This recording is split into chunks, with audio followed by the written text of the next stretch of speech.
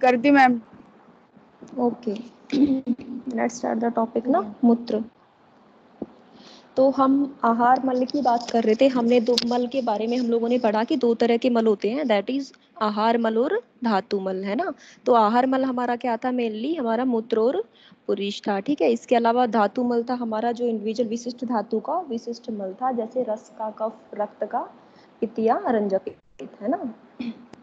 तो अभी हम मूत्र के बारे, पहले हमने पहला मल जो हमारा था पुरुष वो हमने कंप्लीट कर लिया था। अभी हम सेकंड आते हैं मूत्र पे, ठीक है। तो सबसे पहले इसकी डेफिनेशन से स्टार्ट करते हैं। जो आपके सिलेबस में हेडिंग्स हैं वही कवर करेंगे हम लोग इस टॉपिक के अंदर। तो सबसे पहले आपकी है डेफिनेशन कि मूत्र किस कहते किसे हैं, किसको बोलते हैं मूत्र। तो हम कल बात कर रहे थे जब मल के बारे में, जब हमने जनरल इंट्रोडक्शन में भी पढ़ा था मल के बारे में, तो हमने बोला था जो किट भाग होता है आहार के, दो भाग बनते हैं आहार पाचन से, दैट इज प्रसाद भाग और मल भाग, है ना।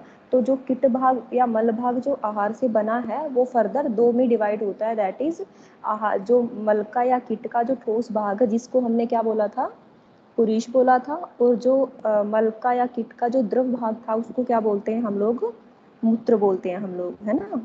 ठोस रूप हमारा क्या था, पुरीश था, और जो किट का या आहार मल का जो द्रव भाग था, द्रव रूपी भाग था, उसको क्या बोलते हैं, मूत्र बोलते हैं, है ना। तो जब हमने पाचक पित्त के बारे में जब हमने पढ़ा था, पाचक पित्त पढ़ा था ना हमने पित्त में, तो पाचक पित्त के कार्य में हम लोगों ने एक श्लोक पढ़ा था, अगर आपको याद हो।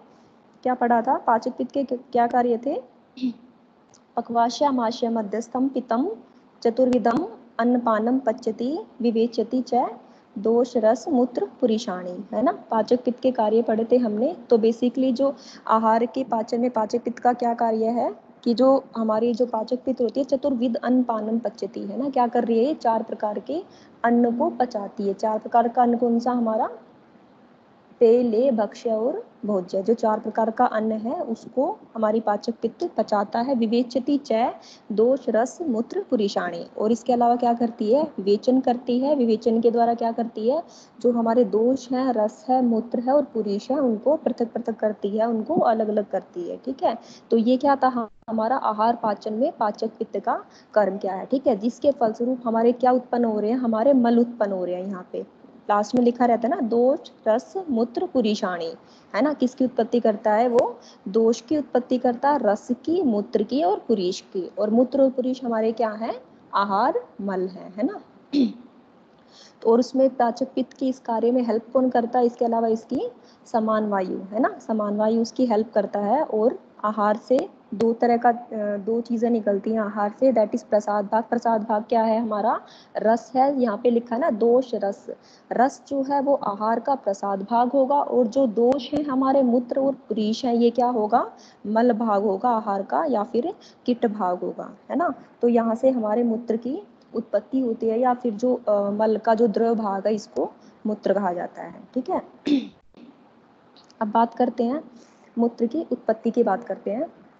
तो मूत्र की उत्पत्ति के लिए मूत्र की उत्पत्ति के बारे में जो डिटेल डिस्क्रिप्शन दिया है वो हमारा दिया है आचार्य शारंगधर ने और आचार्य सुश्रुत ने। हमारे मूत्र की उत्पत्ति के बारे में डिटेल डिस्क्रिप्शन दिया है। तो सबसे पहले हम आचार्य शारंगधर की बात करते हैं। तो शारंगधर का श्लोक की बुक में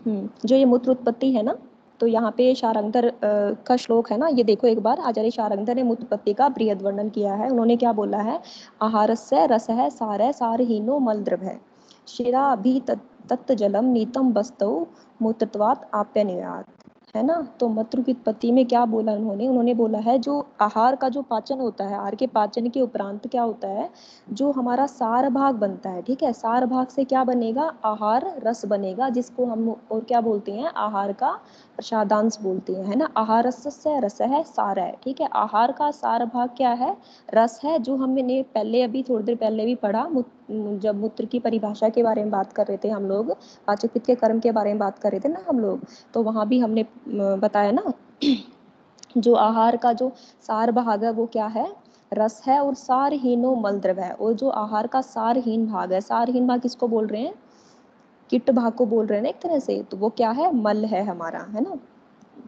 शिराभि तत् जलम नीतम वस्तु मूत्रत्वात् आप्यानुवाद। ठीक है, तो जो इसका जो आहार का जो ये सारहीन भाग है जिसको हमने मल बोला है, तो इस मल का द्रव भाग क्या है हमारा, मूत्र है ना, और ठोस भाग किसको बोला है हमने, पुरुष को बोला है। तो जो आहार मल का जो द्रव भाग है वो उसका क्या रहता है, जो ये द्रव भाग है ये हमारी शिराओं द्वारा, है ना, शिरा भी लिख रखा है ना, ये शिराओं द्वारा। शिरा किसको बोल रहे हैं यहाँ पे, हमारे यूरेटर्स से मतलब है ना यहाँ पे, शिराओं से। तो जो ये आहार मल का जो द्रव भाग रहता है हमारा, ये शिराओं द्वारा किससे, शिराओं द्वारा ये बस्ती को पूरित करता रहता है, और जिसे मूत्र की संज्ञा दी जाती है ना, जिसे मूत्र कहा जाता है ना। कहने का मतलब क्या है, जो हमारा ये मल का जो द्रव भाग है, ठीक है, जिसे हम मूत्र कहते हैं, ये कैसे उत्पन्न होता है, जो हमारी मूत्रवाहिनी नाड़ियां हैं, हमारी मूत्रवाहिनी नाड़ियां हमारी बस्ती को या मूत्राशय को मूत्र से पूरित करती रहती हैं, मतलब मूत्र को उसमें एकत्रित करती रहती हैं। ठीक है, ये थी हमारी मूत्र की उत्पत्ति, किसके अकॉर्डिंग, आचार्य शारंगधर के अकॉर्डिंग।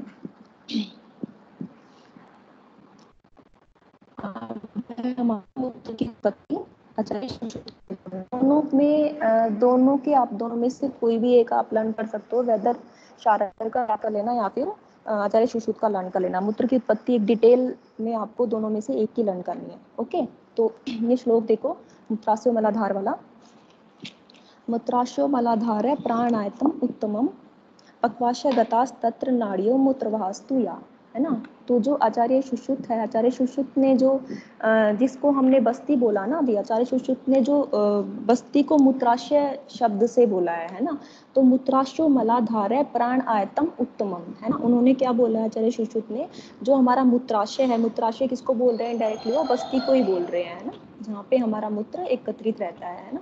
तो मूत्राशय मलाधार है, मूत्राशय को क्या बोला है, मल का आधार बोला है, और क्या बोला है, प्राण आयतम उत्तमम, और प्राण आयतमों में उत्तम बोला है ना। मल का आधार बोला है और प्राण आयतमों में उत्तम बोला है, श्रेष्ठ बोला है। ठीक है,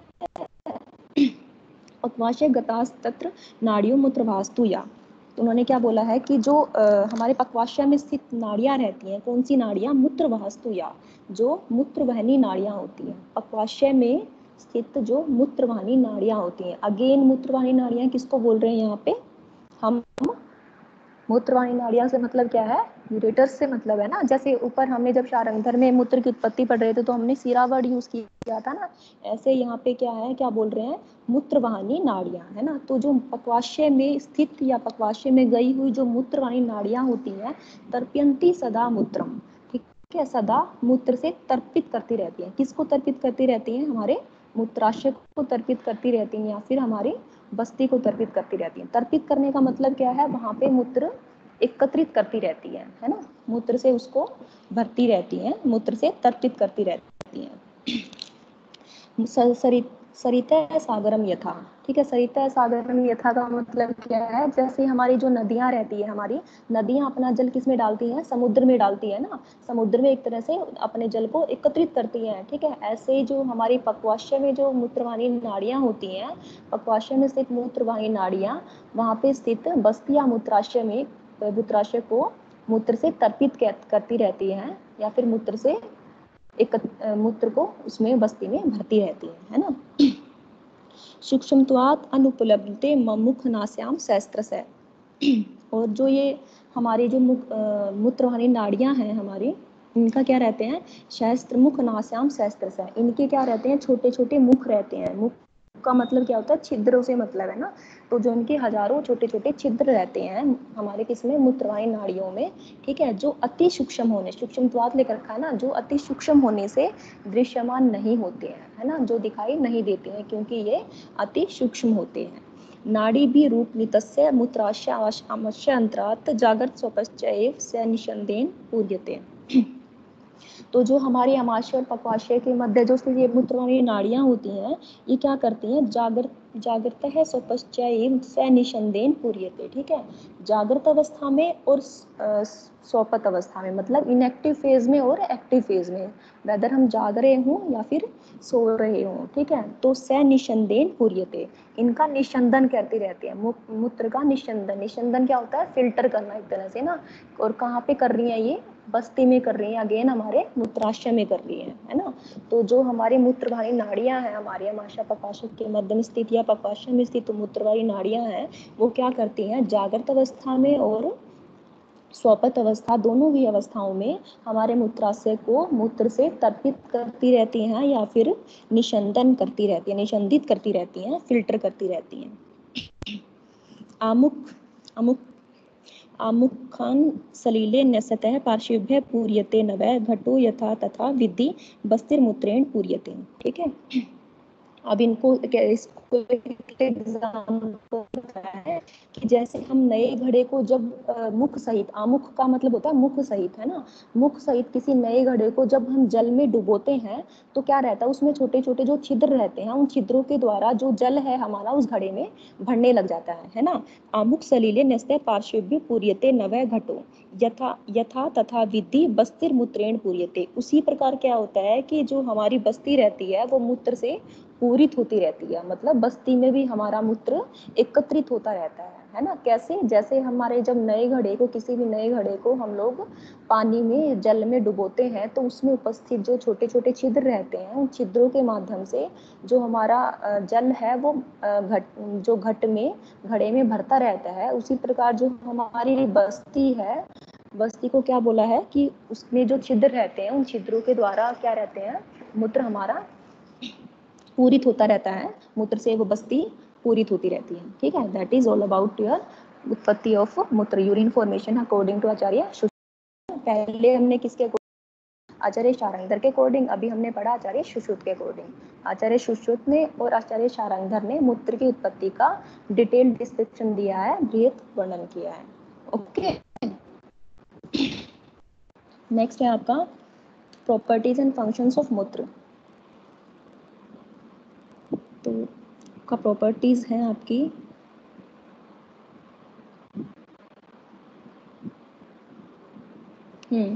जो मूत्र का शरीर में धातु कर्म है, ये है आपकी प्रॉपर्टीज एंड फंक्शंस के अंडर आएंगे ये आपके।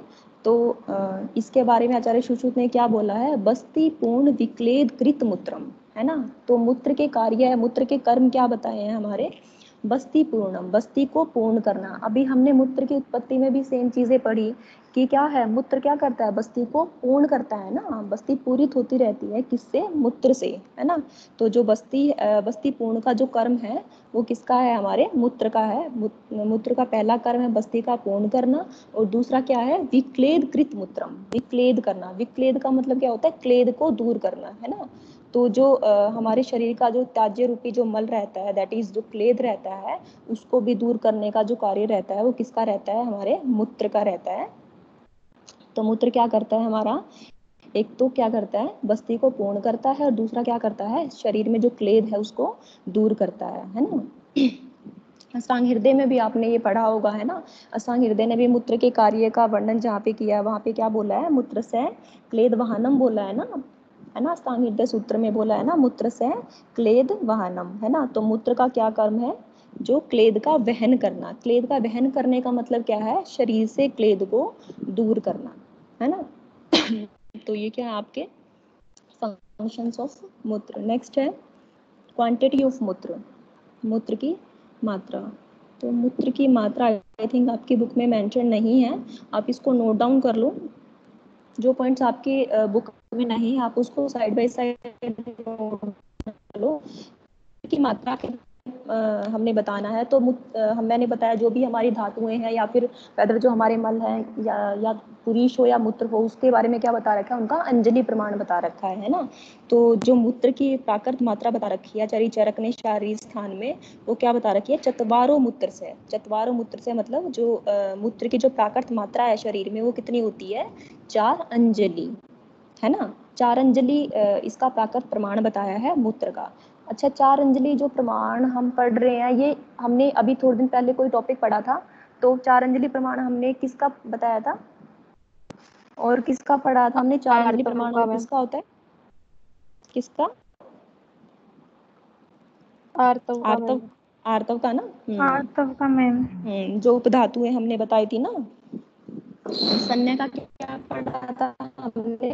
सन्या का द्वंजलि था, आर्तव का चारंजलि है ना, और मूत्र का भी क्या है? चारंजलि है। ठीक है, तो मूत्र का प्राकृत प्रमाण है चारंजलि।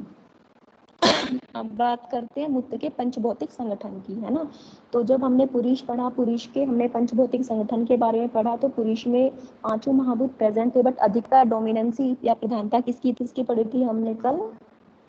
पृथ्वी महाभूत की ना। हाँ, तो जो मूत्र के बारे में अगर हम बात करें, तो मूत्र का में जो पंच महाभूतों में से किसकी प्रधानता या किसकी डोमिनेंसी रहती है? अग्नि और जल की, है ना। मूत्र जल अनलात्मक बोलते हैं ना, मूत्रम जल अनलात्मक। अनल किसको बोलते हैं? अनल किसका पर्याय है? अग्नि का पर्याय है ना। तो मूत्र क्या है? मूत्र में कौन से महाभूत की अधिकता मिलती है? जल की और अग्नि महाभूत की, है ना। नेक्स्ट है आपका फिजियोलॉजी ऑफ द मूत्र व स्त्रोतस। मूत्र व स्त्रोतस के बारे में बात करते हैं, तो आपको पता ही है, जो मूत्र व स्त्रोतस हैं उनका जो डिस्क्रिप्शन है वो आचार्य चरक और आचार्य सुश्रुत दोनों ने किया है ना। दोनों ने मूत्र व स्त्रोतस का वर्णन किया है। तो आचार्य चरक ने जो मूत्र व स्त्रोतस के मूल के बारे में बात करें, तो आचार्य चरक ने क्या बोला है? मूत्र वहानाम स्रोतसाम बस्तिर मूलम वक्षणोचय। ठीक है, आचार्य चरक के अनुसार जो मूत्र व स्त्रोतस है उनका मूल क्या है? बस्ती और दक्षिण प्रदेश है। जबकि आचार्य सुश्रुत ने क्या बोला है? क्योंकि उन्होंने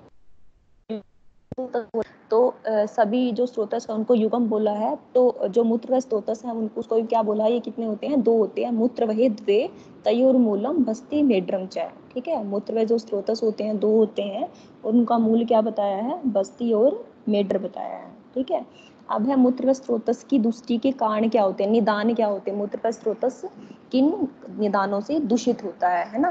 तो सबसे पहले तो हमारा वही, जैसे हमने सेम पुरुष में पढ़ा था, पुरुष व स्रोतस के बारे में पढ़ा था या पुरुष में पढ़ा था, है ना।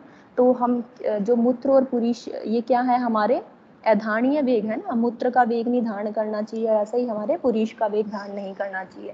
तो एक निदान या एक कारण तो ये हो गया कि मूत्र का वेग धारण करने से, है ना, वेग उत्पत्ति होने पर भी मूत्र का वेग धारण करने से हमारे मूत्र व स्रोतस दूषित हो जाते हैं, है ना। या फिर अगर वेग उत्पत्ति हो रखी है, वेग आया हुआ है मूत्र का, तो क्या है? मूत्र के वेग के समय जल पीने से या फिर भोजन करने से, है ना, मूत्र व स्रोतस दूषित हो जाते हैं। ठीक है, या फिर मूत्र के वेग को हम बार बार फ्रिक्वेंटली हम लोग धारण कर रहे हैं, है ना। तो इन कारणों से, इन निदानों से क्या है? हमारे मूत्र व स्रोतस दूषित हो जाते हैं। अब जो मूत्र व स्रोतस हमारे दूषित हो गए हैं या मूत्र व स्रोतस में किसी तरह की विकृति आ गई है, तो कुछ सिम्टम्स अपीयर होंगे, कुछ लक्षणों की उत्पत्ति होगी। तो जैसे लक्षण कौन कौन से उत्पन्न होंगे? या तो जो हमारा, पहली बात तो जो हमारा मूत्र का जो प्राकृत प्रमाण जो हमने पढ़ा, क्या पढ़ा हमने? चारंजलि पढ़ा ना। जो मूत्र का जो प्राकृत प्रमाण है वो क्या हो जाएगा? विकृत हो जाएगा ना वो। तो या तो मूत्र का क्या होगा? या तो मूत्र अत्यधिक मात्रा में आएगा या फिर कम मात्रा में आएगा, है ना। मूत्र प्राकृत प्रमाण में नहीं रहेगा। ठीक है, या फिर जब मूत्र आएगा तो वो कुपित होकर आएगा, या फिर थोड़ा थोड़ा आएगा, फ्रिक्वेंटली आएगा, बार बार आएगा, है ना। या फिर आएगा तो वो शूल के साथ या फिर वेदना के साथ मूत्र उत्पन्न, मूत्र आएगा, वेदना या शूल हो गए। ठीक है, तो ये जो लक्षण रहते हैं ये है मूत्र व स्रोतस दूषित के लक्षण। अब है मूत्र के क्षय वृद्धि के लक्षण। तो जो मूत्र के क्षय के लक्षण हैं हमारे, वो आप लोग अष्टांग के कर लेना, आपको अष्टांग में भी काम आ जाएंगे। तो मूत्र के जो क्षय के लक्षण है, मूत्र क्षय का मतलब क्या है? कि मूत्र का प्राकृत प्रमाण से कम होना। प्राकृत प्रमाण क्या बोला हमने? चारंजलि बोला है ना। तो मूत्र का जो प्राकृत प्रमाण बताया गया है चरक शारीर में, उससे अगर मूत्र कम है तो क्या होगा? वो मूत्र क्षय होगा। उस मूत्र क्षय में क्या क्या लक्षण उत्पन्न होते हैं? मूत्र अल्पम मूत्रेत, जो अष्टांग हृदय का श्लोक है, जो आपका सूत्र 11/12 या दिखाई दे रहा है ना स्लाइड में, लास्ट वन श्लोक है जो, ये देखो। यस मूत्रे अल्पम, मूत्रे अल्पम मूत्रेत कृच्छाद विवर्णम शस्त्रमेव वा। ठीक है। तो मूत्रे अल्पम, मूत्रे अल्पम का मतलब क्या है? मूत्रे अल्पम का मतलब है मूत्रशय में। मूत्रेत कृचम, मूत्रेत कृचाद का मतलब क्या है? मूत्र का मतलब कृच होना, कृच मूत्र उत्पत्ति होना, मतलब जो मूत्र का जो वेग है वो, या वेग जो हम लोग मूत्र जो आ रहा है वो, अभी हमने पढ़ा ना कि मूत्र व स्रोतस के जो लक्षणों में हमने पढ़ा, जब मूत्र आएगा तो या तो वेदना होगी या किसी भी प्रकार का शूल होगा ना। तो मूत्र जो रहता है हमारा वो कृच मूत्र रहता है, मतलब मूत्र कष्ट से आता है एक तरह से। मूत्र कृच्छम का मतलब होता है मूत्र कष्ट से आना या फिर किसी तरह की वेदना से आना, वेदना के साथ आना। विवर्णम, विवर्णम का मतलब है कि मूत्र का जो व्रण है, जो प्राकृत व्रण रहता है मूत्र का, वो परिवर्तित हो जाता है, ठीक है। ऐसा अस्त्रमेव का, ठीक है। या फिर जो मूत्र है हमारा, मूत्र के साथ अल्प मात्रा में रक्त का आना, है ना। तो ये क्या है? मूत्र क्षय के लक्षण है। मूत्र क्षय में क्या रहता है? एक तो मूत्र जो प्राकृत प्रमाण से कम होगा, या फिर जो मूत्र जो आएगा वो कष्ट से आएगा, या फिर वेदना के साथ आएगा, या मूत्र का जो व्रण है वो परिवर्तित रहेगा, या फिर अल्प रक्त के साथ मूत्र उत्पत्ति होगी, है ना। अब है मूत्र वृद्धि के लक्षण। मूत्र वृद्धि में क्या है आपका? अष्टांग का श्लोक देखो, अष्टांग हृदय का श्लोक देखो। मूत्रम तु बस्ति निस्तोदम कृपे अप्यकृतम संगताम। तो मूत्र वृद्धि में क्या है कि जो मूत्र वृद्धि में क्या है? बस्ति निस्तोदम, बस्ति निस्तोदम का मतलब क्या है? अब बस्ती क्या बताया हमने? जहाँ पे मूत्र एकत्रित रहता है ना। एक तरह से जो हमारा ब्लैडर है वो क्या है? हमारा बस्ती। तो बस्ती में क्या रहेगा? निस्तोदम, बस्ती में तोद उत्पन्न रहेगा, या बस्ती में सुई चुभने जैसी पीड़ा उत्पन्न रहेगी हमारे किसमें? मूत्र वृद्धि होने पर, है ना। मूत्र जब हमारे प्राकृत प्रमाण से ज्यादा हो जाता है, ठीक है। कृत्य अप्यकृतम संगताम, ठीक है। कृत्य अपकृत्य संगताम का मतलब क्या है कि मूत्र त्याग करने के बाद भी मूत्र त्याग की इच्छा होना, मतलब सम्यक प्रकार से मूत्र त्याग न होना, है ना। मूत्र त्याग करने के बाद भी इच्छा बने रहना मूत्र त्याग की, है ना, वो होता है कृत्य अपकृतम संगताम, है ना। तो ये क्या है? मतलब सेटिस्फेक्शन ना होना, मूत्र त्याग के बाद भी सेटिस्फेक्शन न होना, मूत्र त्याग करने पर भी मूत्र त्याग की इच्छा दोबारा होना, बने रहना, मूत्र त्याग की इच्छा बने रहना। तो ये क्या है हमारे अभागवत के अकॉर्डिंग या फिर अष्टांग हृदय के अकॉर्डिंग मूत्र वृद्धि के लक्षण क्या है? बस्ती में वेदना और मूत्र त्याग करने पर भी मूत्र त्याग की इच्छा पुनः बने रहना। ओके। अब आता है आपका एक मूत्र की तैल बिंदु परीक्षा। वैसे ही आपके सिलेबस में मेंशन नहीं है, बट स्टिल क्योंकि ये इम्पोर्टेंट पॉइंट है और रिलेटेड है आपकी इस टॉपिक से, मूत्र से रिलेटेड है, तो आपको मैं ब्रीफ में बता देती हूँ ये एग्जैक्टली होता क्या है। आगे आप डिटेल में आप आगे पढ़ेंगे नेक्स्ट क्लास में, बट क्योंकि ये मूत्र से रिलेटेड है तो आपका ये छोटा सा मैं करा देती हूँ ब्रीफ डिस्क्रिप्शन में इसका। तो जो मूत्र की एक तेल बिंदु परीक्षा कही गई है ना, चाहे तो आप इसको साइड बाय साइड लिख लेना, आपकी बुक में अच्छे से मेंशन नहीं है। जो मूत्र की तेल बिंदु परीक्षा कही गई है और किसने इसका डिस्क्रिप्शन किसने दिया है? जो रत्नाकर द्वारा इसका मूत्र की जो तेल बिंदु परीक्षा है वो वर्णित की गई है ना। तो तेल बिंदु परीक्षा कैसे की जाती है मूत्र की? बेसिकली जो क्यों की जाती है, सबसे पहले ये समझो मूत्र की तेल बिंदु परीक्षा। ये जो मूत्र की तेल बिंदु परीक्षा करते हैं, ये किस लिए करते हैं? जो भी हमारा रोग है, जो भी डिजीज हो रखी है रोगी को, उसकी साध्य असाध्यता जानने के लिए, है ना। साध्य साध्यता जानने के लिए मतलब वेदर वो कैसा है, वो इजी टू ट्रीट है या डिफिकल्ट टू ट्रीट है या फिर इनक्योरेबल है, उसके रोग की साध्य असाध्यता जानने के लिए, है ना। तो करते क्या है इसमें? सबसे पहले क्या करते हैं कि जो हमारा रोगी है, जो पेशेंट है, उसको सूर्योदय से पहले उससे उसका जो मूत्र है वो एक कांच पात्र में एकत्रित कर लेते हैं, है ना। सूर्योदय से पहले का जो उसका यूरिन रहता है हमारा, वो हम एक कांच पात्र में एकत्रित कर लेते हैं, उसको कलेक्ट कर लेते हैं, ठीक है। और क्या करते हैं, जो सूर्योदय के पश्चात फिर क्या करते हैं, घास की एक छोटी सी सीख लेते हैं, उसको क्या करते हैं, तिल तेल में डुबो देते हैं। घास की एक सीख को लेके तिल तेल में डुबो देंगे, और तिल तेल में डुबोकर जो तेल की जो एक बिंदु रहेगी, ठीक है। जो हमने कांच पात्र में जो हमने यूरिन कलेक्ट कर रखा था, जो मूत्र हमारा एकत्रित कर रखा था हमने कांच पात्र में, उसमें उस जो घास की जो एक सीप को जिसको हमने तिल तेल में डुबो कर रखा है ना, उस तेल की एक बिंदु को उस कांच पात्र में जो मूत्र रखा हुआ है उस पर छोड़ते हैं हम लोग। ठीक है, तो उस पर छोड़ने के बाद हम रिएक्शन नोट करते हैं कि क्या क्या रिएक्शन होता है। उस रिएक्शन के बिहाफ पे हम लोग जजमेंट देते हैं। उस रिएक्शन के बिहाफ पे हमें रोगी की या रोग की असाध्यता का पर विचार किया जाता है ना, कि उसका जो रोग है वो साध्य है या फिर असाध्य है ना। तो 3 कंडीशन होती हैं बेसिकली।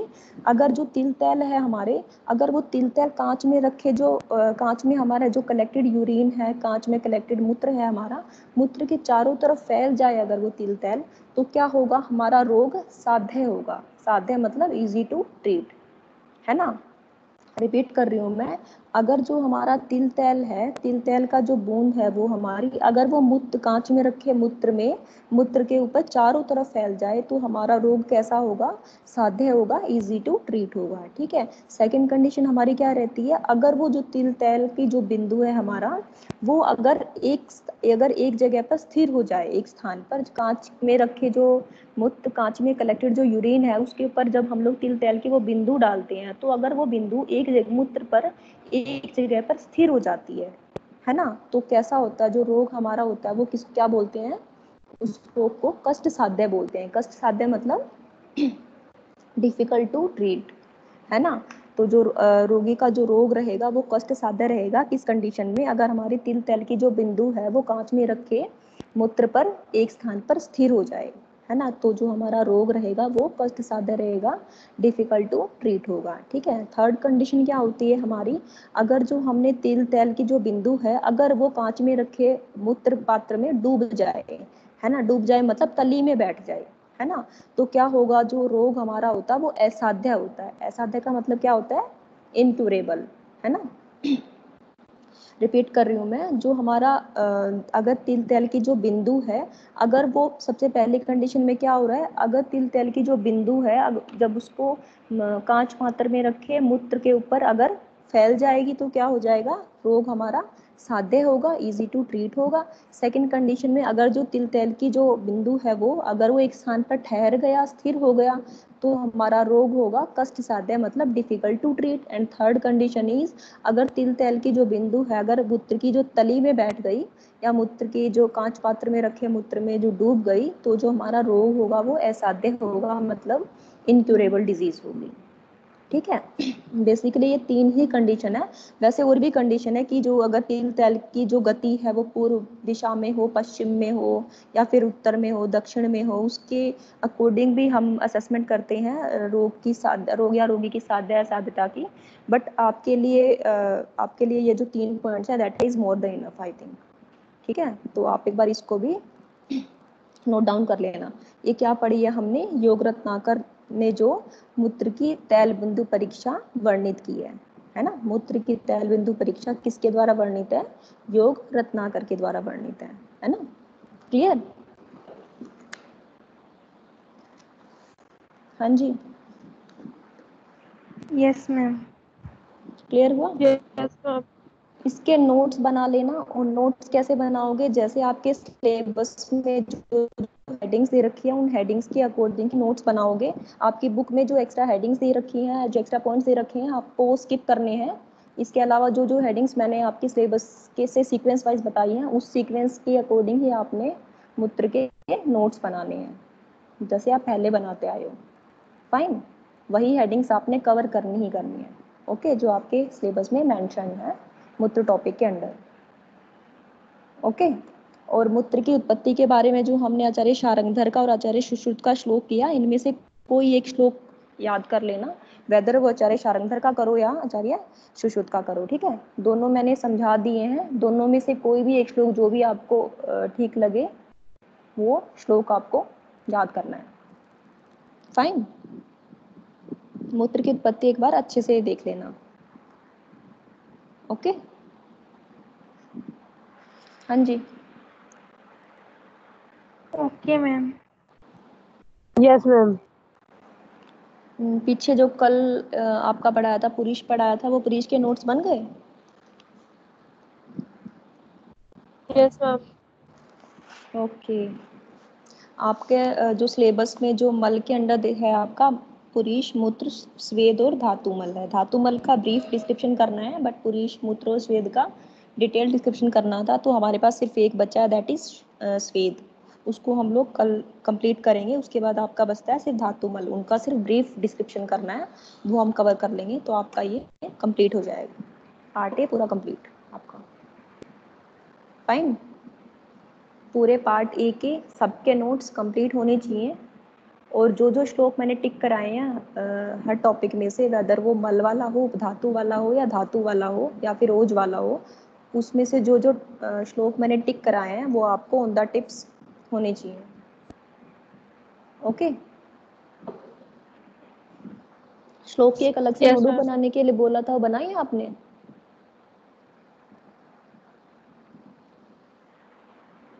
हाँ जी, किसी ने बनाई श्लोक की नोटबुक अलग से? श्लोक की एक अलग से नोटबुक बना लो, उसको एक टॉपिक के श्लोक लिख के, जो जो आपने उसमें से याद करना श्लोक लिख लो, टॉपिक का नाम लिखो, उसके नीचे श्लोक लिखो, उसको कभी पढ़ लिया करो, देख लिया करो डेली। डेली के 2-3 श्लोक भी याद करोगे, that is more than fine. Okay, Yes, ma'am. किसी को कोई डाउट है?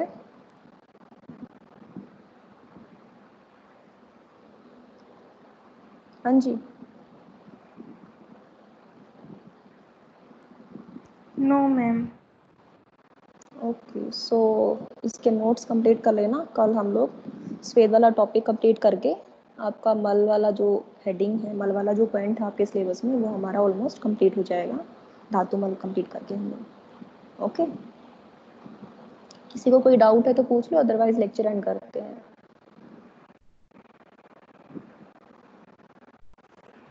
डाउट? No, ma'am. हाँ जी,